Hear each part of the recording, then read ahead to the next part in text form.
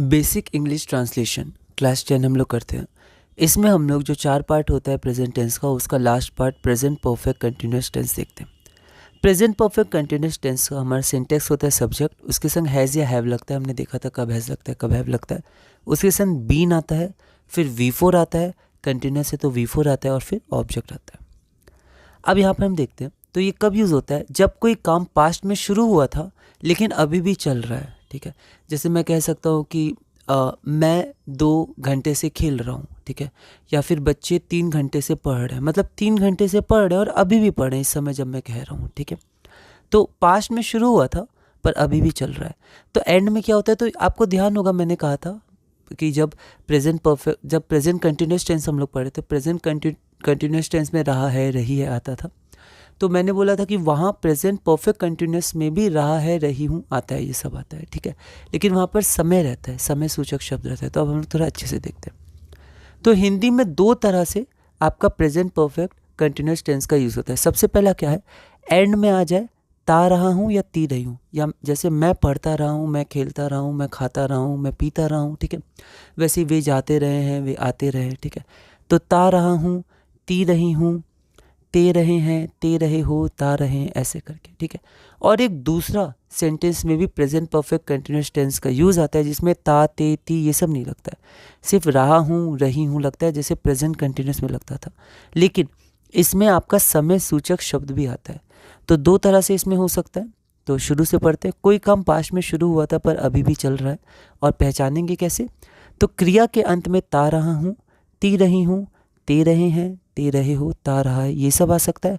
और क्या आ सकता है क्रिया के अंत में, तो क्रिया के अंत में अगर रहा हूँ, रही हूँ, रहे हैं, ये सब आया और साथ में भूतकालिक समय सूचक शब्द आया। ठीक है, मतलब 2 बजे से, 2 घंटे से, 1 हफ्ते से, सोमवार से, रविवार से, तो एक टाइम भी दिया रहेगा, उससे ये हो रहा है, कर रहे हैं, या उससे पढ़ रहे हैं, या फिर खेल रहे हैं, कुछ भी, पर उस निश्चित समय से, तो भी आपका प्रेजेंट परफेक्ट कंटिन्यूस का यूज़ होता है।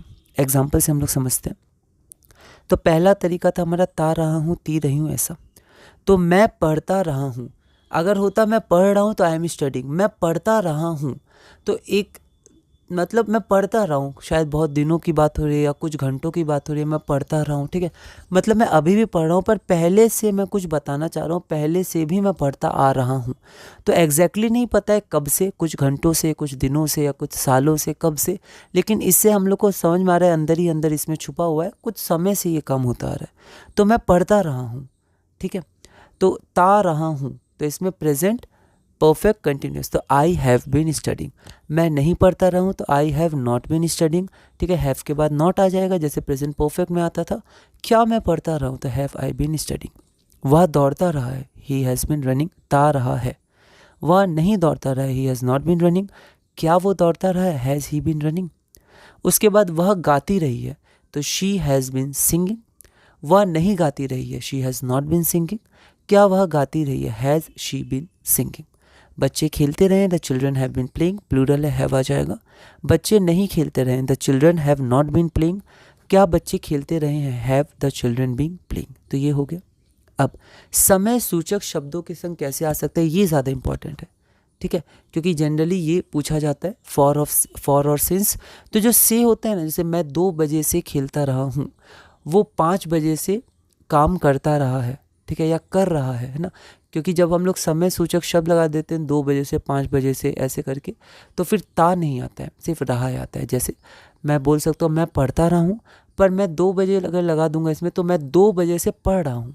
मैं 2 बजे से पढ़ता रहा हूँ, ये भी सही है, पर अगर समय सूचक शब्द लगा देते हैं तो 2 बजे से पढ़ रहा हूँ, बस ता नहीं लगाते हैं। फिर बच्चे शाम से खेल रहे हैं, वह सुबह से गा रही है, हम 15 मिनट से बोल रहे हैं। ठीक है, और भी हम लोग ऐसे करके और आगे लगा सकते हैं। ठीक है, तो समय सूचक शब्दों का प्रयोग कर सकते हैं। तो एक आता है फॉर एक अवधि, अवधि मतलब एक टाइम स्पैन को बताता है, जैसे आधे घंटे से। तो यहाँ से का मतलब फॉर, वैसे फॉर मतलब के लिए भी होता है। ठीक है, जैसे फॉर स्टडीज़, पढ़ाई के लिए। ठीक है, तो फॉर मतलब के लिए भी होता है, लेकिन यहाँ फॉर मतलब आप से रख सकते हैं। जैसे आधे घंटे से, तो फॉर हाफ एन आवर। 1 घंटे से, फॉर एन आवर। 2 मिनट से फॉर 2 मिनट, तो 2 मिनट ये एक समय की अवधि है, स्पैन है, 1 घंटा, आधा घंटा। एक सप्ताह से फॉर 1 वीक, बहुत दिनों से फॉर सेवरल डेज, बहुत सेवरल को बहुत बोलते हैं, बहुत ज़्यादा नहीं पर हाँ बहुत बोलते हैं। 10 वर्षों से फॉर 10 ईयर्स। उसी तरह एक सिंस आता है, सिंस मतलब क्योंकि भी होता है, ठीक है, और सिंस मतलब यहाँ से भी होता है। एक ही शब्द का अलग अलग अर्थ होता है, ठीक है। पार्ट्स ऑफ स्पीच अगर बदलेगी तो कई शब्द के अर्थ बदलते हैं, इनका हमें ध्यान रखना है। तो सिंस तब यूज़ होता है जब हम लोग एक स्पेसिफिक टाइम को बताते हैं, एक निश्चित समय, ठीक है। जैसे सोमवार से, तो मंडे एक निश्चित डे ऑफ वीक है ना, स्पेसिफिक डे ऑफ वीक। तो सिंस मंडे, फॉर मंडे नहीं, सिंस मंडे। 2025 से तो एक पर्टिकुलर साल है, तो सिंस 2025। 9 बजे से पर्टिकुलर समय, सिंस 9 o'clock, या आप AM PM भी यूज़ कर सकते हैं। सुबह से, तो ये एक सुबह होती है, शाम होती है, दोपहर होती है, रात होती है। तो सुबह से एक पर्टिकुलर टाइम के बारे में बात है। सुबह बहुत घंटे की भी होती है, पर सिर्फ सुबह नाम आया तो एक पर्टिकुलर समय समझ लेंगे हम लोग। तो यहाँ पर हम लोग सिंस लगेंगे, since morning, since evening, since afternoon. बचपन से, तो बचपन वैसे कई सालों का होता है, पर फिर भी एक निश्चित समय हम लोग मान सकते हैं, एक पॉइंट बता रहा है बचपन, मतलब बचपन की बात हो रही, तो सिंस चाइल्डहुड। कल से मतलब यस्टरडे, बीता हुआ कल बोलेंगे, तो यस्टरडे है ना, क्योंकि ये पास्ट में शुरू हो चुका था, तो यहाँ कल मतलब टुमारो नहीं होगा, पास्ट का कल मतलब सिंस यस्टरडे। अब हम लोग कुछ क्वेश्चंस देख लेते हैं। यहाँ पर फिर से वही है, मैंने एक साथ इसको लिखा है, तो ये मैंने दिखाया है, ठीक है। तो ऐसे करके है ना, ऐसे और भी बहुत सारे एग्जांपल्स हो सकते हैं। अगला हम लोग देखते हैं एफर्मेटिव, निगेटिव और इंट्रोगेटिव। मैं 2 घंटे से पढ़ रहा हूँ, तो मैं 2 घंटे से पढ़ता रहा हूँ नहीं, पढ़ रहा हूँ। तो यहाँ भी देखिए रहा हूँ आया, अगर होता मैं पढ़ रहा हूँ तो आई एम स्टडिंग, पर 2 घंटे से पढ़ रहा हूँ, समय बता रहा है, एक निश्चित समय, ठीक है। तो यहाँ पर अवधि बता रहा है तो फॉर का यूज़ करेंगे। एक स्पैन बता रहा है, time span. I have been reading, या जनरली स्टडिंग लगाते हैं, स्टडिंग फॉर 2 hours। मैं 2 घंटे से नहीं पढ़ रहा हूँ, I have not been studying for 2 hours। क्या मैं 2 घंटे से पढ़ रहा हूँ, have I been studying for 2 hours। वह 3 बजे से दौड़ रहा है, तो देखिए अगर आप दौड़ता रहा है भी लिखिएगा ना तो गलत नहीं है, मतलब समझ में आ रहा है, पर ता नहीं लगाते हैं। वह 2 घंटे से दौड़ रहा है, जनरली हम लोग ऐसे बिना ता ती के लिखते हैं। तो मतलब 3 बजे से, वह 3 बजे से दौड़ रहा है, तो स्पेसिफिक टाइम है 3 बजे। तो सिंस एक पॉइंट ऑफ टाइम है, पर्टिकुलर टाइम, तो ही has been running since 3 o'clock। वह 3 बजे से नहीं दौड़ रहा है, he has not been running since 3 o'clock। क्या वह 3 बजे से दौड़ रहा है, has he been running since 3 o'clock। अगला देखते हैं, वे यहाँ 2 दिन से काम कर रहे हैं, तो 2 दिन ये समय का एक गैप है, स्पैन है, अवधि है। तो they have been working here, यहाँ मतलब here, they have been working here, यहाँ फॉर आएगा, फॉर 2 days। वे यहाँ 2 दिन से काम नहीं कर रहे हैं, they have not been working here for 2 days। क्या वे यहाँ 2 दिन से काम कर रहे हैं, have they been working here for 2 days। फिर अगला, वह शाम से गा रही है, she has been singing since evening. तो यहाँ इवनिंग, मॉर्निंग, आफ्टरनून, सिंस आएगा। तो she has been singing, she के संग हैज़, फिर बीन, फिर V4, फिर हमारा ऑब्जेक्ट। तो she has been singing since evening. वह शाम से नहीं गा रही है, she has not been singing since evening. क्या वह शाम से गा रही है, has she been singing since evening. अगला बच्चे सुबह से खेल रहे हैं, द चिल्ड्रन हैव, ठीक है, यहाँ पर क्या आएगा, हैव आएगा, है ना, आर नहीं आएगा, हैव आएगा। The children have been playing since morning. बच्चे सुबह से नहीं खेल रहे हैं, the children have not been playing since morning. क्या बच्चे सुबह से खेल रहे हैं, have the children been playing. अच्छा, यहाँ सिंस मॉर्निंग छूट गया, तो इसको आप कंप्लीट कर लीजिएगा। यहाँ पर आपका आ जाएगा सिंस मॉर्निंग, है ना। अगला, वह 1 हफ्ते से लिख रही है, तो she has been writing for 1 week। तो एक सप्ताह एक स्पैन है टाइम का, ठीक है। तो she has been writing for 1 week, है ना, सिंगल टी आएगा। वह 1 हफ्ते से नहीं लिख रही है, she has not been writing for 1 week।